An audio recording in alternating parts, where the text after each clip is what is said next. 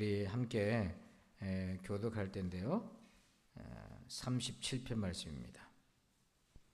길지만 함께 교독하겠습니다.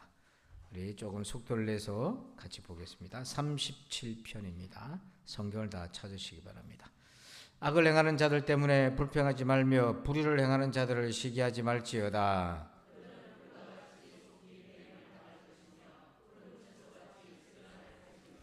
여호와를 의뢰하고 선을 행하라. 땅에 머무는 동안 그의 성실을 먹을거리로 삼을지어다.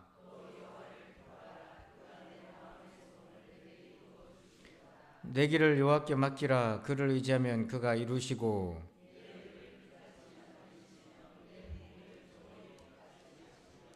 여호와 앞에 잠잠하고 참고 기다리라. 자기 길이 형통하며 악한 꾀를 이루는 자 때문에 불평하지 말지어다.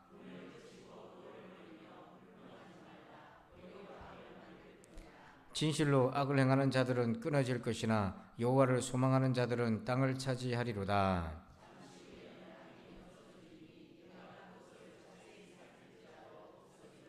그러나 온유한 자들은 땅을 차지하며 풍성한 화평으로 즐거워하리로다.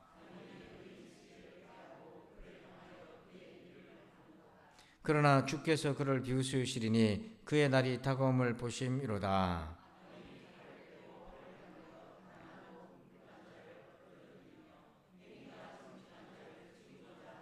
그들의 칼은 오히려 그들의 양심을 찌르고 그들의 활은 부러지리로다. 악인의 팔은 부러지나 의인은 여호와께서 붙드시는도다.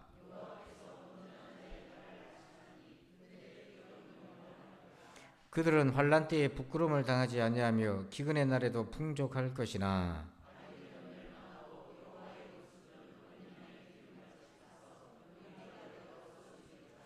악인은 꾸고 갚지 아니하나 의인은 은혜를 베풀고 주는도다.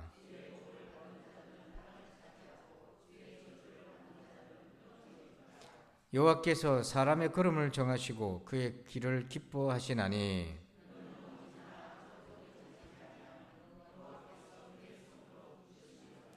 내가 어려서부터 늙기까지 의인이 버림을 당하거나 그의 자손이 걸식함을 보지 못하였도다.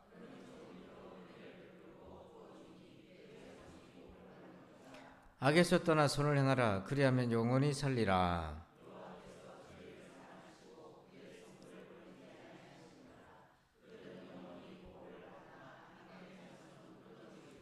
의인이 땅을 차지하며 거기서 영원히 살리로다. 그의 마음에는 하나님의 법이 있으니 그의 걸음은 실족함이 없으리로다. 여호와는 그를 악인의 손에 버려두지 아니하시고 재판 때에도 정죄하지 아니하시리로다.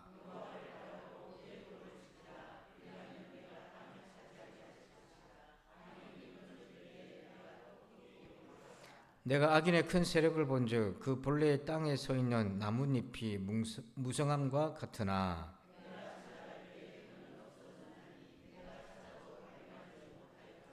온전한 사람을 살피고 정직한 자를 볼지어다. 모든 화평한 자의 미래는 평안이로다. 의인들의 구원은 여호와로부터 오나니 그는 환난 때에 그들의 요새이시로다. 여호와께서 그들을 도와 건지시되 악인들에게서 건져 구원하심은 그를 의지한 까닭이로다. 아멘. 자, 오늘 우리 제목을 같이 한번 읽어볼까요? 시작. 영혼의 공간을 만들리. 아멘. 자, 여기 화면 한번 보시면 자극과 반응이라는 단어가 있는데 위에랑 밑에랑 차이가 뭡니까? 위에는 자극과 반응 사이가 거리가 있어요, 없어요? 없어요, 그죠? 이게 무슨 말이냐면 외부에서 우리 인생에 어떤 일이 생겨요. 그게 자극이에요. 그러면 바로 반사적으로 반응하는 경우가 되게 많습니다. 그러니까 누가 나를 공격하면 나도 이렇게 되는 거죠. 반사적으로 되는 거예요. 근데 밑에는 어떻습니까? 누가 나를 해코지했는데 바로 이게 아니고 뭐예요? 저 사람 왜 저러지? 하고 생각하기 시작하고 뭐 때문에 저러지? 주님 왜 그런가요? 내가 어떻게 해야 되나요? 하고 자극과 반응 사이에 뭐가 있습니까? 공간이 있어요. 그래서 신앙생활은요, 자극과 반응 사이의 공간을 넓혀가는 거예요. 건강하게 말씀으로 넓혀가야 돼요. 근데 만약에 이 자극과 반응 사이에 공간이 없으면 본능적으로 행합니다. 왜냐하면 자극이라는 것이 생존 위협이거든요. 누가 나를 해코지한다, 뒤통수를 친다, 악인 나를 괴롭힌다, 사기꾼이 달라든다, 다 나의 생존을 위태롭게 하기 때문에 우리 안에서 나오는 반응은 생존하기 위한 반응이에요. 생존의 반응은 딱 세 가지입니다. 같이 싸우든지 도망가든지 얼어붙든지 이거거든요. 이건 동물적인 반응이에요. 똑같아요. 근데 사람 인격이 어디서 나타나나 우리에게 자극이 왔을 때 곧바로 반사적으로 반응하는 것이 아니라 그거를 이해하고 바라보고 생각하고 해석하고 하는 공간이 넓혀갈수록 전혀 다른 반응을 만들어낼 수 있어요. 그래서 이 공간을 뭘로 채우냐에 따라서 어떤 자극이 주어졌을 때 내가 성장할 수 있고 발전할 수 있는 반면에 이 안에 있는 공간에 뭔가 잘못 들어가 있으면은 불행을 더 가속화시키고 힘든데 더 힘들게 만든다는 거죠.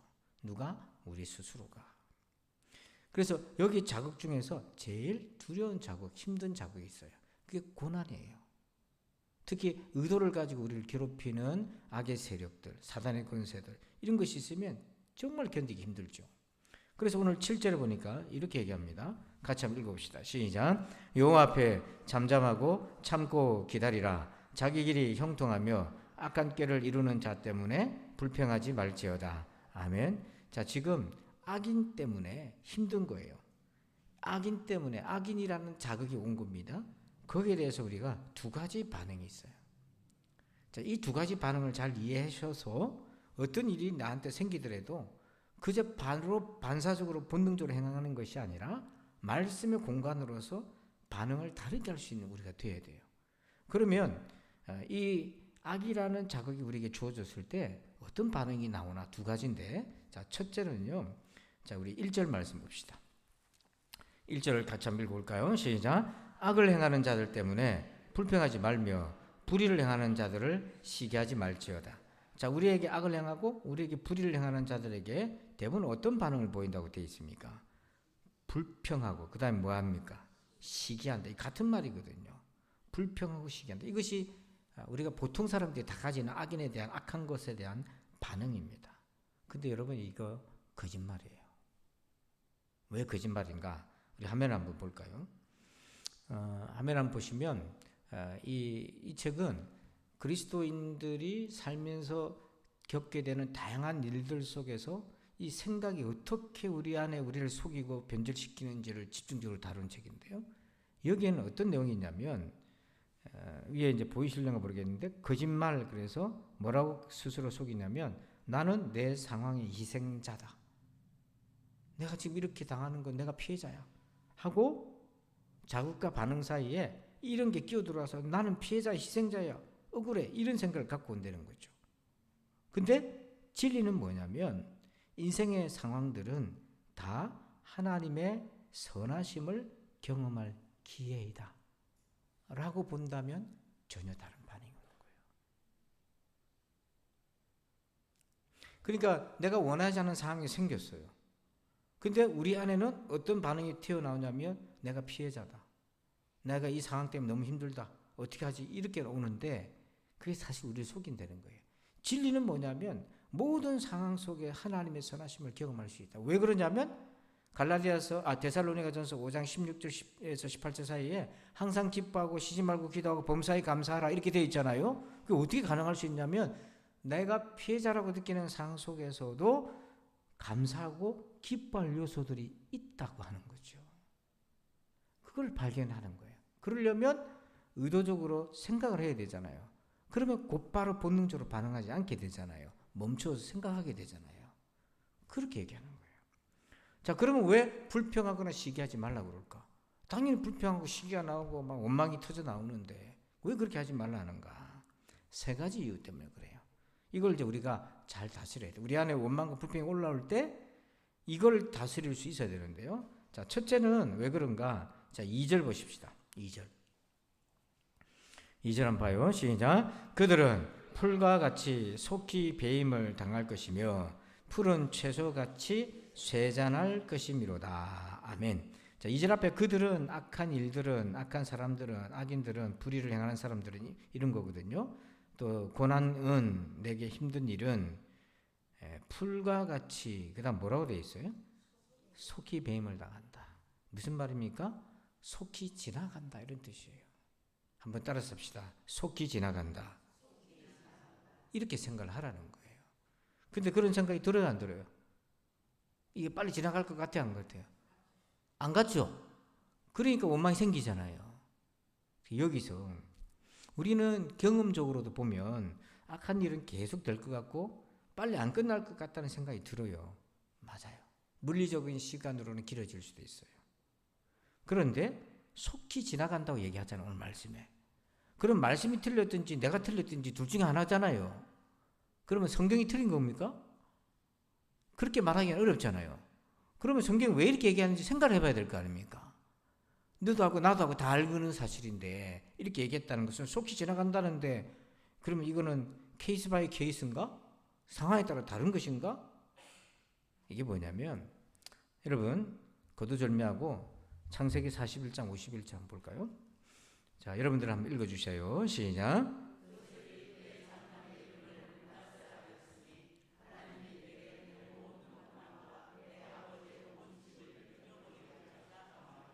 자, 요셉의 고난의 세월을 장남을 놓고 이름 지었을 때 므낫세라고 했고, 뜻이 뭐라고요? 잊어버리겠다.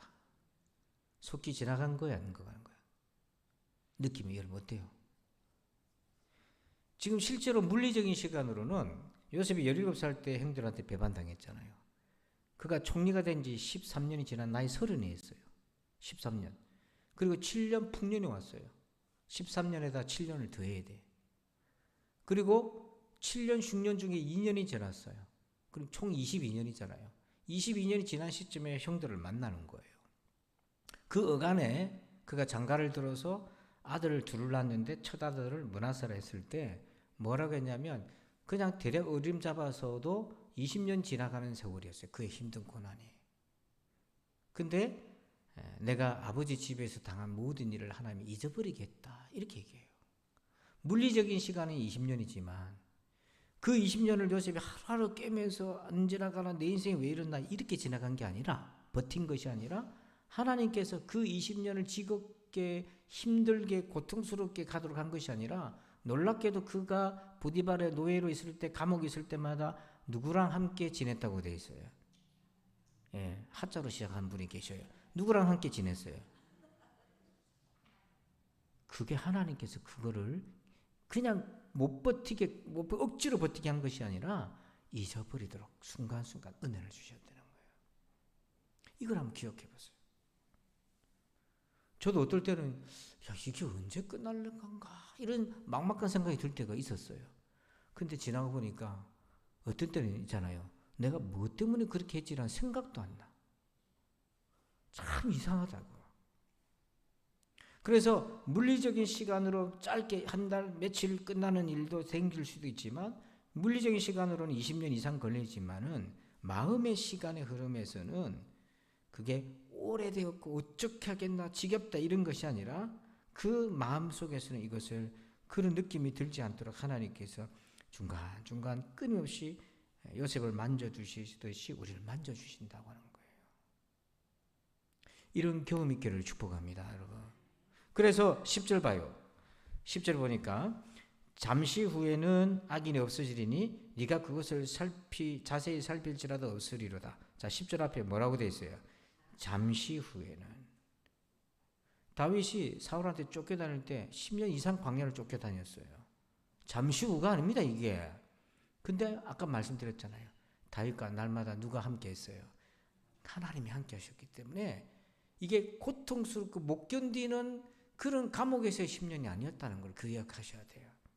그리고 13절 보십시오. 그러나 주께서 그를 비우시리니 그의 날이 뭐함을, 다가오심을 보심이로다.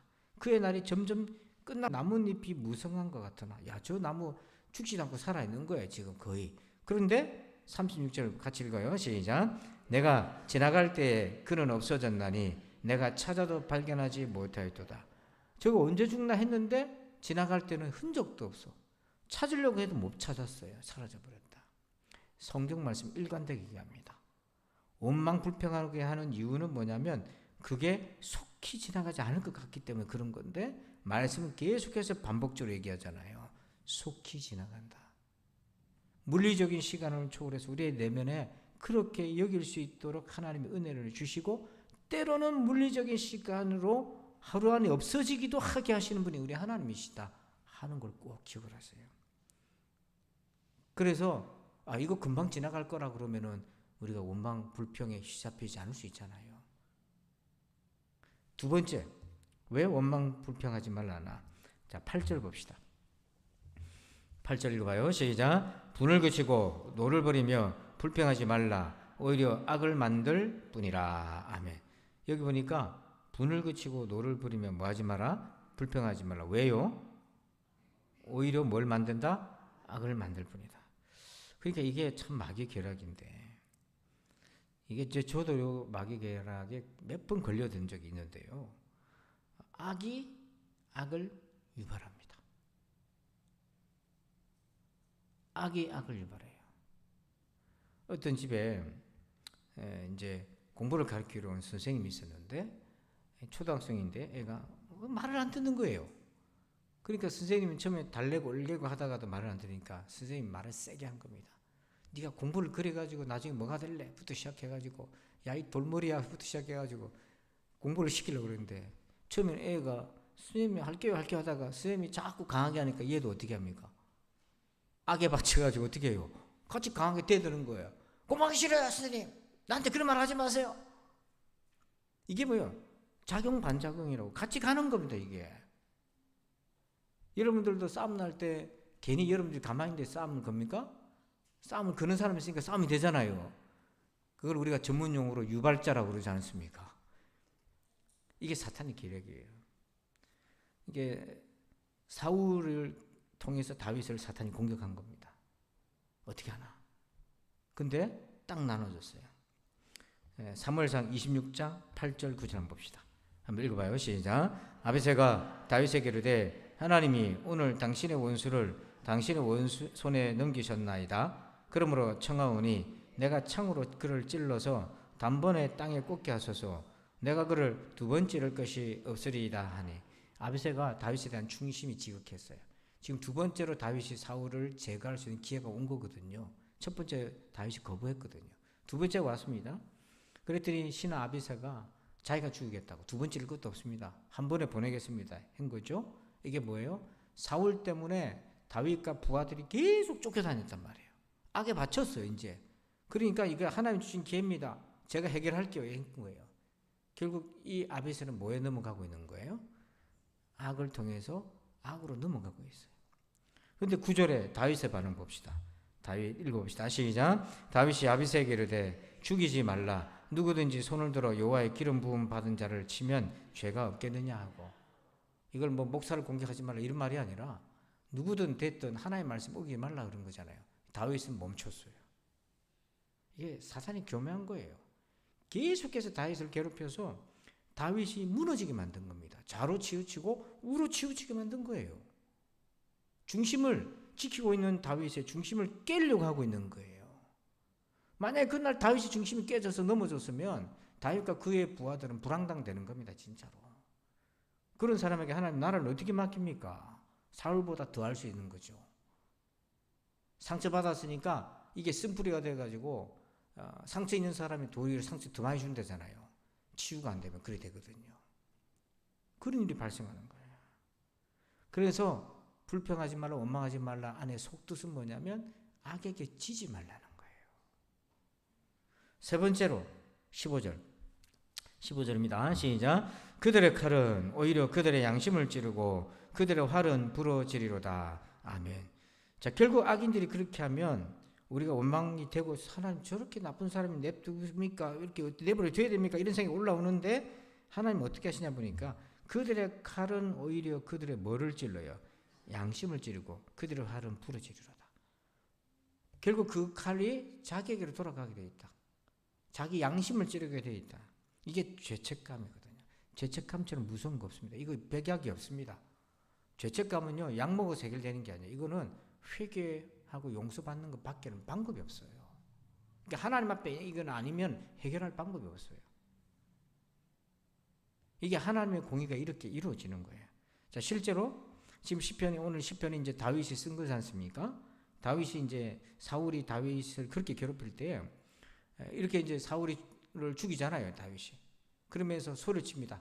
왜냐하면 전부 다 자고 왕을 지키지 않고 신하들이 다 잠자고 있으니까 다윗이 화가 나가지고 다 큰 소리를 깨웁니다. 도대체 너희들은 신하라는 사람들이 다 같이 자고 있고 왕이 죽을 뻔하는 위기도 왜 그렇게 하고 있냐고 호통을 쳐요, 오히려. 그러면서 사울을 깨웁니다. 그래서 다윗이 내 개 배룩 같은 난데 왜 나를 죽이시렵니까?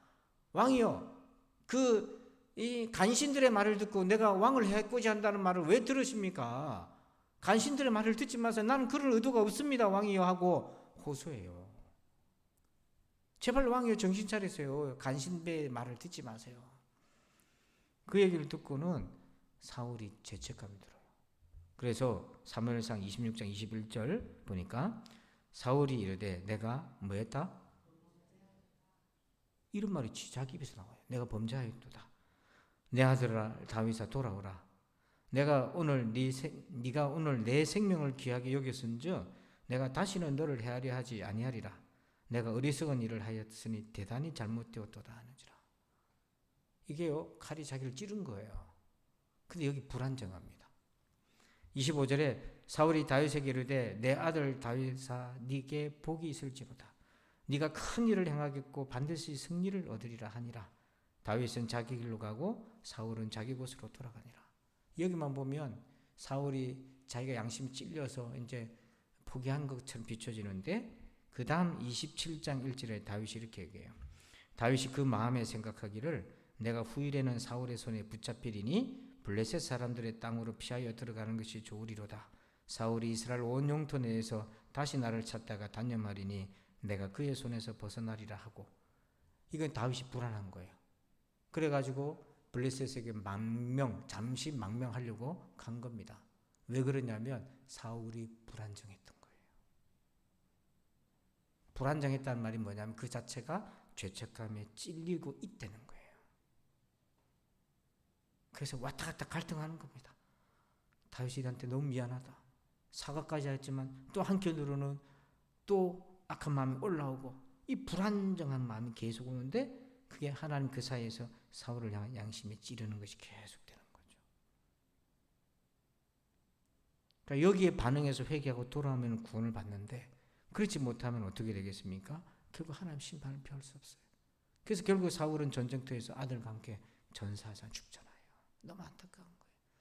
그렇기 때문에 우리가 이런 불의한 일을 당하고 악한 일을 당할 때에 원망하고 불평하는 거 뭐냐면 하나님 왜 냅둡니까? 막 이거 응징하고 싶은데 그게 마음대로 안 되니까 우리 안에 그런 불이 올라오는 거죠. 그럴 때 원망 불평하지 마라. 자극과 반응 사이에 원망을 다스리라. 세 가지 이유랍니다. 그러면 우리 어떻게 해야 됩니까? 이 문제를 다른 반응을 보여야 된다는 거예요. 자, 그게 뭐냐면 3절 봅시다. 3절에요. 시작. 여호와를 의뢰하고 선을 행하라. 땅에 머무는 동안 그의 성실을 먹을거리로 삼을지어다. 아멘. 자, 3절 앞에 뭐하라고 되어 있습니까? 여호와를 의뢰하고. 의뢰한 말은 여호와를 믿으라. 하나님이 이 문제를 풀어주실 거라고 믿으라. 이렇게 이 말인 거예요. 이게 참 어려워요. 왜냐하면 하나님 믿고 의지하고 기다리지만 뭐 안 풀리고 해결의 기미가 안 보이고 막 그 꼬이기 시작하고 그렇게 보이니까 답답하거든요, 이게. 근데 여기서 의뢰하라는 말을 다른 말로 3절 끝에 보니까 그의 성실을 먹을 거를 삼아라. 성실이라고 되어 있잖아요. 이게 신뢰할 만하다는 뜻이거든요. 그 의뢰도 신뢰거든요. 같은 말인 거예요, 이게. 자, 이 같은 표현을 11절에서 이렇게 얘기합니다.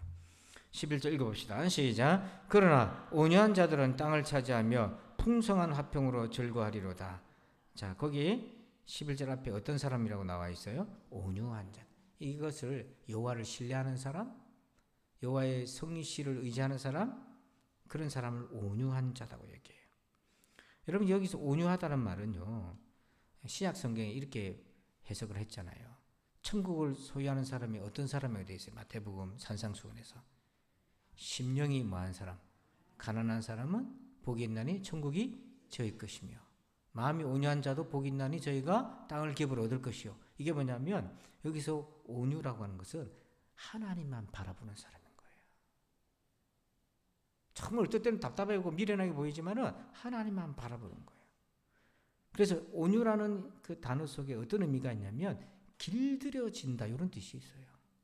여러분 야생 짐승은 온유합니까? 싸납습니까? 왜 싸납습니까? 길들여지지 않은 거예요. 그런데 집 짐승은 어떻습니까? 온유합니까? 싸납습니까? 온유하잖아요. 여러분 집안에 반려견 있지 않습니까? 예? 그러면 반려견 이렇게 부르면 쫓아오고 말 잘 듣잖아요. 옛날에 잠깐 반려견이 저희 집에 머물다 간 적이 있었어요. 예, 동건 어렵고 잠깐 머물다 간 적이 있는데 저만 보면 와서 화딱 뒤집어 누워 양 다리를 하늘을 끄고 나는 지금 얘가 왜 이러니 나한테만 오면 들어놓네. 똑바로 앉아 그랬는데 들어놓아가지고 앉을 생각을 안 한 거예요. 잠깐 머물다 갔습니다. 손님처럼. 그의 운명이 어떻게 되는지는 저는 몰라요. 잠깐 머물다 가셨는데 이게 뭐냐면 사람 손을 탔다고 얘기하잖아요. 그럼 길들여지는데 야생은 길들여지 온유했다는 건 뭐냐면 하나님 손에 길들여졌다는 거예요.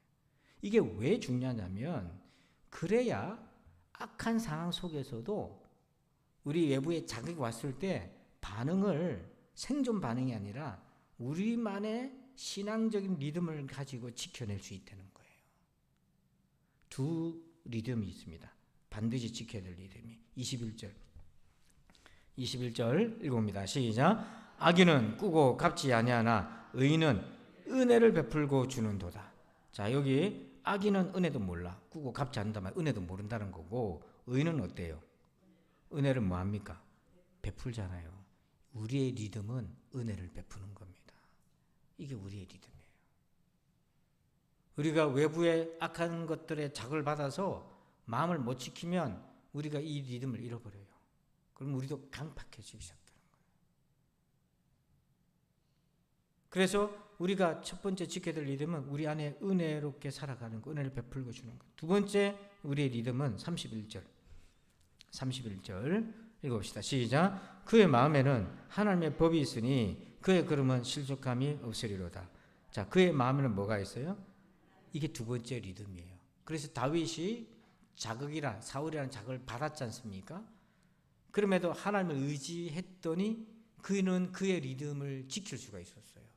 은혜를 베풀었어요. 사울 왕에게도 은혜 베풀었고 자기가 안 해도 되는데 들에 양을 치는 이스라엘 백성들을 도둑대로부터 보호해 줬어요. 그거 안 해도 될 거를 했단 말이에요. 그리고 그의 마음에는 하나님의 말씀이 그의 지표가 되어서 흔들림이 없었어요. 다윗이 자기 리듬을 이렇게 지켜갈 수가 있었어요. 그 첫 번째 여호와를 의지해야 되는 이유가 바로 여기에 있다. 두 번째 이유는요. 자, 4절 봅시다. 4절. 두 번째는 봅시다. 4절입니다. 시작. 또 여호와를 기뻐하라. 그가 내 마음의 소원을 내게 이루어 주시리로다. 아멘. 자, 여호와를 기뻐하라. 왜 기뻐하라고 되어 있습니까? 그가 내 마음의 소원을 내게 뭐예요? 이루어 주시리로다. 내가 이룹니까? 하나님 이루어 주십니까? 이거를 경험하셔야 돼요. 여러분 이스라엘이 바빌론으로 포로로 끌려갔어요. 끌려갈 때에 예루살렘 불타고 제사장도 죽고 왕도 끌려가고 눈이 뽑히고 왕자들도 처참하게 도륙당하고 그게 무서워서 이스라엘 백성들의 일부는 애굽으로 이집트로 도망갔어요. 그래서 지금 이집트의 유대인들의 자손이 살고 있는 이유가 그런 거예요. 도망갔는데 이 예레미야 예언대로 끌려가는 게 하나님 뜻이다 가지고 끌려간 사람도 있어요. 그 70년 노예 생활에서 포로된 생활에서 그들이 결국에 돌아왔습니다. 돌아와서 수룹바벨과 제사장 예수아가 돌아와서 성전 짓고 나중에 느헤미야가 돌아와서 성벽을 재건하고 돌아옵니다. 그래서 에스라도 돌아와서 율법을 가리킵니다. 이거 돌아올 때 누구 힘으로 돌아왔어요? 자기들이 자립갱생해가지고 힘을 길러서 반역을 일으켜서 돌아왔나요? 하나님이 그렇게 해주셨나요? 하나님이 그렇게 해주신 거예요. 이스라엘 힘이 없었어요. 이스라엘이 민족 해방을 해결할 수 있는 능력이 없었어요. 여러분 생각해 대한민국이 해방된 거 우리 힘으로 자립해서 해방되었습니까? 하나님의 도움이었습니까? 잘 생각해 보세요. 물론 애를 썼지요. 독립하려고 애를 썼지요. 애를 썼는데 우리 힘으로 안 되니까 네덜란드에 가서 도와달라고 그러고 미국 가서 도와달라고 그러고 했던 이유가 거기 있는 거잖아요.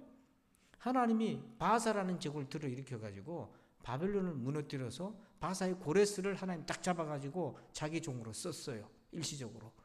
누가 그렇게 합니까? 그래서 고레스 왕이 돌려보내서 성전 지으라 돌려보내잖아요. 그걸 누가 그렇게 합니까? 하나님이 그렇게 하신 거죠. 그래서 악인의 방해에도 불구하고 하나님이 다윗에게 주신 사명을 이룬 거는 다윗 자기 힘으로 한 게 아닙니다. 하나님이 그렇게 해주신 거예요. 그래서 여호와를 의뢰하라는 겁니다, 여러분. 내가 가는 나의 수고가 큰 것 같죠? 다윗이 사울에게 쫓겨다니면서 자기가 노력했던 수고가 큰 것 같죠? 하나님의 은혜에 비하면 그 아무것도 아닌 거예요, 그게. 하나님의 은혜가 더 커 보이기를 축원합니다. 때로는 하나님의 은혜가 쪼그라들어 보이고 내 수고가 더 커 보여서 원망이 생길 수 있어요. 근데 가만히 눈을 감고 하나님이 나를 어떻게 불렀고 어떻게 인도하셨는지 한번 돌이켜 보세요. 그러면 하나님의 은혜가 제대로 보이기 시작할 거예요. 저는 지난 주간에 우리 목사님들 기도회가 있어서 기도를 하는데 이제 점심 먹는데 갑자기 저보러 기도하라더라고요. 참 나는 기도하라 그러면 준비를 해야 되는 사람인데 갑자기 시켜가지고 그 제가 첫 마디 뭐라고 얘기했냐면 하나님 우리가 무엇인데 이 맛있는 걸 주십니까? 그랬더니 밥을 대접하는 교회 목사님이 아멘 하고 큰 소리 치더라고요. 그분하고 나하고는 뭐가 맞아. 좀 보면 궁짝이 맞아. 진짜입니다. 내가 이 밥상을 받을 만한 자격이 뭐 있다고요. 우리 화요일날 저녁에 이제 또 모임이 있어가지고 저녁에 고기를 뭐 식사를 하는데 또 기도할 때도 그 마음이 똑같이 나오는 거예요. 우리가 내가 뭔데 이런 걸 이 시간에 여기서 이걸 대접을 받고 나누고 함께 즐거워하고 주의 은혜를 나눌 수 있는 이게 도대체 무슨 복이냐, 이게 무슨 복이냐. 그래 안 했으면 절간에 가가지고 밑에 구름을 쳐다보면서 한숨만 푹 쉬면서 천상천하 유아 모르겠다 나는 인생이 허망하고 한숨만 푹 꺼지고 그렇게 살았을 거 아닙니까? 이봉남 권사님이. 봅시다. 5절 말씀 읽어봅시다. 5절 한번 읽어봅니다. 시작. 내 길을 여호와께 맡기라. 그를 의지하면 그가 이루시고. 6절 내 의를 빛같이 뭐예요? 내가 나타냅니까? 하나님이 나타내십니까? 하나님이 나타내고. 40절 여호와께서 그들을 그 다음 도와 건지시되. 자, 악인들에게서 뭐예요? 건져 구원하시면 누가 도와 건진다? 하나님이. 누가 도와서 구원하신다? 하나님이. 그리고 40절 끝에 보세요. 그렇게 도와주신 거는 뭐라고 되어 있어요? 그를 뭐한 까닭이다? 의지한 까닭이죠. 출애굽을 모세가 시켰나요? 아니에요. 모세가 한 게 뭐 있습니까? 물론 한 거는 많지만 하나님이 안 했으면 무슨 재주로 끌고 나옵니까 거기를. 이거를 몰라가지고 내가 수고해서 얻었다 시작하면 그게 교만이 그때부터 넘어지는 거죠. 하나님 도와주신 거예요. 세 번째 이거 봅시다. 우리가 여호와를 의뢰해야 될 거. 16절 읽어봅니다. 시작. 의인의 적은 소유가 악인의 풍부함보다 낫도다. 아멘. 소유가 문제가 아닙니다. 요즘은요 소유가 많으면, 재물이 많으면 그게 곧 권력이 되거든요. 워낙 그 재물이라는 게 현실적으로 느껴지기 때문에 그래요. 그렇잖아요. 여러분 자녀 양육할 때, 시집 장가 보낼 때 좀 더 여유가 있었으면 남부럽지 않게 보냈을 거고 막 이런 생각이 들지 않나요? 공부도 그래요. 사실은 서울에 사는, 강남에 사는 애들이 공부를 잘할 수밖에 없는 이유가 그만큼 고액가에 시켜가지고 전문교사한테 쪽집게 가입하고 하면 실력이 늘게 돼 있어요. 그게 제 얘기가 아니고 통계적으로 나와 있어요. 검증된 결과예요.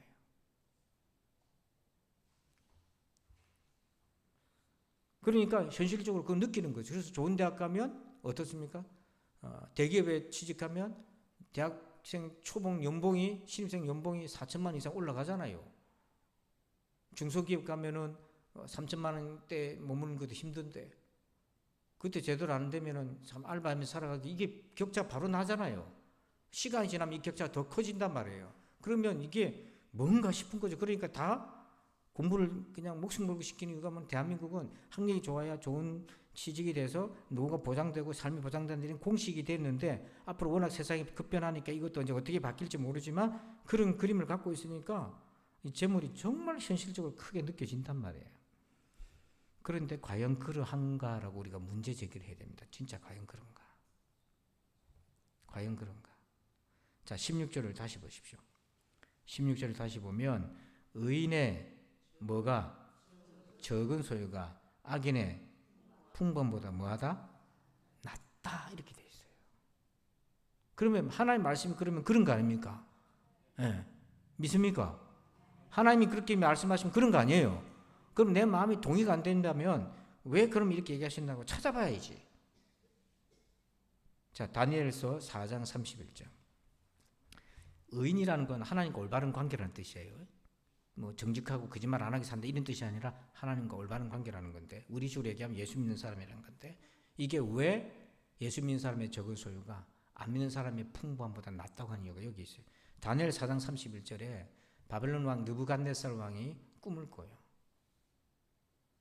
꿈을 꿨는데 이게 그 꿈을 해몽할 사람이 없었어요. 그래서 하나님이 다니엘을 통해서 그걸 해결해 줘요. 그런데 그 꿈의 내용이 뭐였냐면 이 나라와 건설을 하나님이 쥐고 있기 때문에 겸손하라는 거였거든요. 근데 느부갓네살이 교만을 떨었어요. 그러니까 31절 같이 한번 읽어봅시다. 시작. 이 말이 아직도 나 왕의 입에 있을 때에 하늘에서 소리가 내려 이르되 느부갓네살 왕아 내게 말하노니 나라의 왕위가 내게서 떠나느니라. 이때로부터 느부갓네살이 원인 모를 병에 걸려 미쳐서 광야에 쫓겨납니다. 그래서 왕좌를 잃어버려요. 그리고 수년의 세월이 지나서 정신을 차리고 겸손하게 회복돼서 다시 복직이 돼서는 하나님을 두려워하는 사람이에요. 왜 이걸 보여줬냐면 쩔쩔매는 바빌론 앞에서 쩔쩔매고 있는 이스라엘 백성들에게 얘기하는 거예요. 너희들이 이 바빌론을 이기려고 애굽의 썩은 물을 의지하고 썩은 지팡이 의지했지. 근데 하나님은 너희들이 두려워하는 이 느부갓네살의 왕권도 내가 쥐고 있는 거야 라고 보여주시는 거예요. 어떤 상황에서도 하나님과 올바른 관계를 맺으라고 보여주시는 거예요. 그래서 17절 한번 읽어봅시다. 시작. 악인의 팔은 부러지나 의인은 여호와께서 붙드시는도다. 24절 시작. 그는 넘어지나 아주 엎드러지지 아니하면 여호와께서 그의 손으로 붙드심이라. 넘어졌어요. 이스라엘이 70년 종살이 했어요. 그런데 아주 넘어지지 않았어요. 하나님 다시 일으키셨어요. 붙들어 주셨어요. 19절 시작. 그들은 환난 때에 부끄러움을 당하지 아니하며 기근의 날에도 풍족할 것이나. 자, 의인은 기근의 날에도 뭐 할 거다? 예, 왜 확신이 없어요? 예, 의인은 기근의 날에도 뭐 한다? 어떻게 풍족했습니까? 요셉을 박아놨잖아요. 하나님이 심어놨잖아요. 요셉을 심어놔가지고 야곱 가족을 풍족하게 먹였잖아요. 그 당시 그 곡식의 키를 들고 있는 것이 요셉인데 요셉이 가족들 다 초청했습니다. 애굽으로 초청했어요. 양식 걱정하지 말아봐요. 천하의 양식이 다 요셉의 것인데 내가 아버지 형들 내가 다 먹이 살리고 대학도 보내 내가 다 할게요. 야곱이 한 게 뭐 있다고요? 하나밖에 없잖아요. 아브라함의 믿음의 자손으로 살아온 거 그거 하나. 순종한 이삭에게 100배의 축복을 주신 것 하나님이세요. 자, 끝으로 18절 봅시다. 18절 이겁니다. 시작. 여호와께서 온전한 자의 날을 아시나니 그들의 기업은 영원하리로다. 자, 28절 볼까요? 여호와께서 정의를 사랑하시고 그의 성도를 버리지 아니하심이로다. 그들은 뭐예요? 영원히 보호를 받으나 악인의 자손은 끊어지리로다. 영원히 이 영원이란 말이 뭐냐면 한번 따라서 합시다. 하나님의 보장, 그게 영원입니다. 세상의 모든 약속은 기한이 있어요. 여러분 전세 살아도 기한이 있어요. 상가를 빌려도 기한이 있어요. 근데 하나님의 언약은 기한이 있어 없어요? 없어요. 영원히 보장하시는 거예요. 그러므로 한번 봅시다. 화면을 보면 여기 오른쪽에 빨간 건 뭡니까 여러분? 왼쪽에 보면 이거 온도계입니다. 이건 뭐를 측정하는 거예요? 지금 온도가 몇 도인가 측정하는 게 불가해요. 옆에 있는 이건 뭐예요? 이거를 전문용어로 온도 조절기라고 얘기합니다. 여러분 집에 보일러 틀잖아요. 이걸로 하면 온도가 조절이 됩니까 안 됩니까?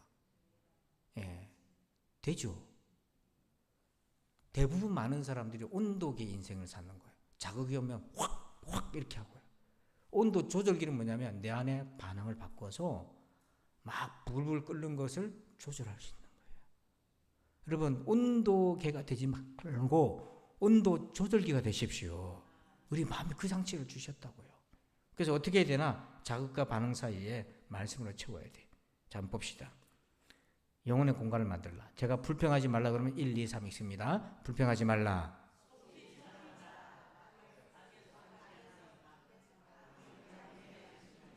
예. 그 다음에요. 대신 하나님을 의뢰하라.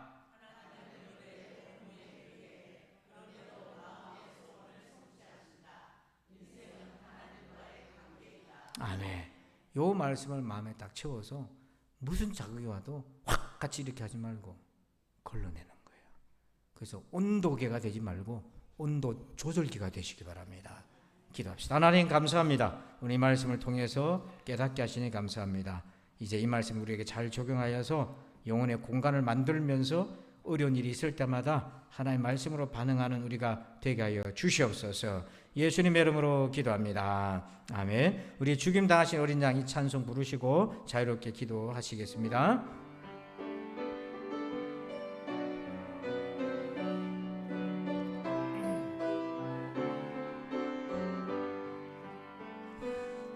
죽임 당하신 어린 양 모든 족속과 방언 백성과 나라 가운데서 우리를 피로 사서 하나님께 드리셨네. 죽임 당하신 어린 양 죽임 당하신 어린 양 우리들을 나라와 제사장 삼아 주셨으니 우리는 주와 함께 이 땅에서 다스리니